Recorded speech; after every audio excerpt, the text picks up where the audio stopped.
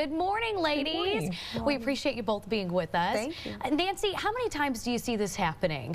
People so-called, I guess, cheating, we could call it, or finding someone to cheat with via a social networking site? It's very frequent. I see it very often in the office, and if it's not just seeking, a relationship, it may be seeking sex online, paid or unpaid, or, obviously accessing the pornography online, which is so sad. It is sad, and it was interesting because I was watching an interview that you did the other day and kind of looking at something that we didn't include in the video, and that was you were talking about how it's almost an addiction for people, having that connection with people online and continuously wanting more. Exactly, and I mean, very often you see the addiction of the internet along with addiction of alcohol or drugs and that sort of thing. I find them really very often together in the same individual. And Mary Jo, do you see that as well then in some of your clients? Have you ever come across somebody who is addicted to that attention and they're getting it online? Well, I think more than the attention, they like a process. People get addicted to things they can turn to compulsively that are readily available, and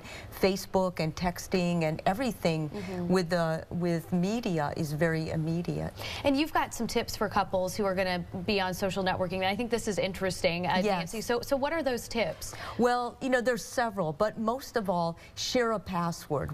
Before you get married, talk about how much you're going to go on, what it means to you, and share a password. Anybody you've been intimate with in the past, exclude them for both parties. When you do get married and you change your relationship status to married, keep it that way. If you have a fight, don't put in complicated or whatever. Yeah, Nancy's shaking her head on that. Yeah, Absolutely. well, I mean, yes. People do that and they don't think what that says to their spouse. Once a day, talk about something good about your spouse, so when they get on, they can see that you're talking well about them.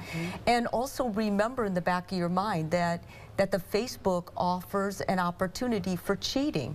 It has all three ingredients. It has intimacy, it has secrecy, and it has chemistry. And so any chatting with the opposite sex should not be done. If you're married, if you are in a monogamous relationship, unless it's a friend that both you and your spouse share.